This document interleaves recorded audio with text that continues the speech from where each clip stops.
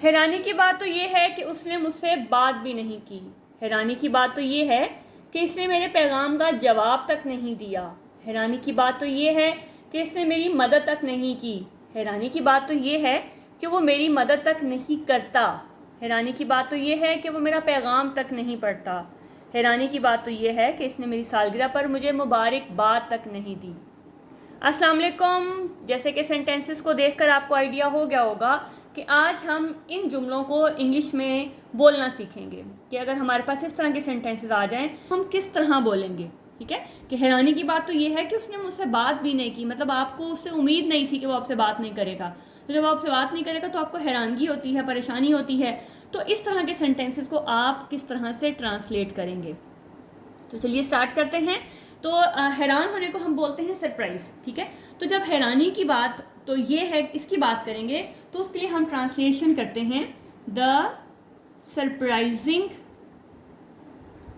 Thing is that. ठीक है, जब आपने बात करनी हो हैरानी की बात तो ये है कि the surprising thing is that, ये इसकी ट्रांसलेशन होगी इतने पार्ट की कि उसने मुझसे बात भी नहीं की। दैट शी या ही, जो भी आप यहाँ पे कंफर्म नहीं कि लड़के की बात है या लड़की की बात है, तो कुछ भी लगा लें, वो कोई नहीं फ़र्क पड़ेगा। The surprising thing is that he she, जो भी आपने लगाना है, डिड नॉट या डिडंट, अगर हम उसकी कॉन्ट्रैक्शन यूज़ कर रहे हैं, टॉक टू मी। हैरानी की बात तो ये है कि उसने मुझसे बात भी नहीं की। The surprising thing is that he didn't talk to me. हैरानी की बात तो ये है कि इसने मेरे पैगाम का जवाब तक नहीं दिया। तो वही जैसे हैरानी की बात तो ये है, उसके लिए हमने क्या यूज़ करना है, उसके लिए हमने यूज़ करना है the surprising thing is that. ठीक है, इतना आपने यूज़ कर लिया कि इसने मेरे पैगाम का जवाब तक नहीं दिया। दैट आप फिर हमें नहीं पता लग रहा कि लड़का है लड़की, तो वो आप ही भी लगा लो, शी लगा लो, कोई फ़र्क नहीं पड़ेगा।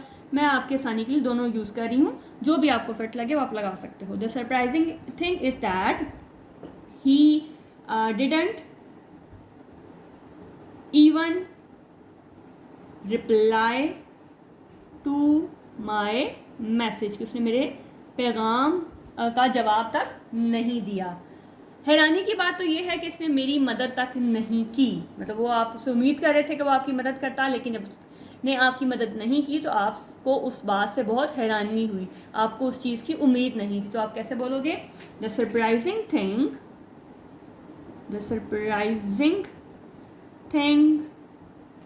Is that she didn't help me. ठीक है, क्योंकि पास्ट टेंस है तो हमेशा डू, डज और डिड के बाद फर्स्ट फॉर्म वर्ब आएगी। हैरानी की बात तो ये है कि वो मेरी मदद तक नहीं करता। अब देखिएगा यहाँ पे मदद नहीं की, ये पास्ट टेंस है और मदद नहीं करता मतलब वो रूटीन चीज़ है आपके पास। वो आप प्रेजेंट की बात कर रहे हो, पास्ट की बात नहीं कर रहे हो। जो रूटीन वर्क होता है, चाहे वो वंस इन अ वीक हो, वंस इन अ ईयर हो, वो बार बार होता है, तो वो आपके पास हमेशा प्रेजेंट इंडेफिनिट होता है। और प्रेजेंट इंडेफिनिट में हम first form of verb use करते हैं, और अगर नेगेटिव है तो हम उसके लिए डू और डज के साथ नॉट लगाते हैं। तो हैरानी की बात तो ये है कि वो मेरी मदद तक नहीं करता। तो क्या हम यूज़ करेंगे, the surprising thing is that he doesn't. अब यहाँ पे प्रेजेंट है तो मैंने अभी बताया कि प्रेजेंट के लिए हम डू और डज लगाते हैं, इवन हेल्प मी। तो देखिएगा दोनों सेंटेंसेस में यहाँ पे आपके पास पास्ट था और ये आपके पास प्रेजेंट है, तो यहाँ पे डिडंट आएगा जब आपके पास पास्ट होगा, और जब प्रेजेंट होगा तो डज नॉट आएगा। ठीक है, अब यहाँ क्योंकि नहीं करता, हम कंफर्म हो रहा है कि किसी मेल की बात हो रही है, तो डेफिनेटली हम यहाँ पे ही लगाएंगे। ठीक है, हैरानी की बात तो ये है कि वो मेरा पैगाम तक नहीं पढ़ता। तो वही चीज़ हम जैसे हैरानी के लिए हम यूज़ करते हैं, the surprising thing is that. ठीक है, इतना लगाने के बाद आपने क्या करना है कि ही, अब यहाँ देखिए नहीं पढ़ता, ये भी आपके पास प्रेजेंट का सेंटेंस है। The surprising thing is that he doesn't read even, read my message, कि वो मेरा मैसेज तक नहीं पढ़ता। He doesn't even read my message. हैरानी की बात तो ये है कि इसने मेरी सालगिरह पर मुझे मुबारकबाद तक नहीं दी। तो हैरानी की बात के लिए हमने क्या यूज़ करना है? The surprising thing is that he she didn't even wish me on my birthday. ठीक है, तो याद रखिएगा जब भी आपने बात हैरानगी की करनी हो कि हैरानगी की बात तो ये है कि ये नहीं हुआ, हैरानगी की बात तो ये है कि वो नहीं हुआ, तो उसके लिए आपने हमेशा क्या यूज़ करना है? The surprising thing is that.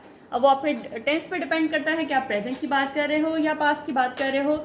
जिस भी टेंस की बात की जाएगी उसके अकॉर्डिंग आपने वहाँ पे फॉर्म ऑफ वर्ब लगा देनी है। ठीक है, मिलते हैं नेक्स्ट वीडियो में नेक्स्ट टॉपिक के साथ। तब तक अपना बहुत ख्याल रखिएगा, दुआओं में याद रखिएगा। अल्लाह हाफ़िज़।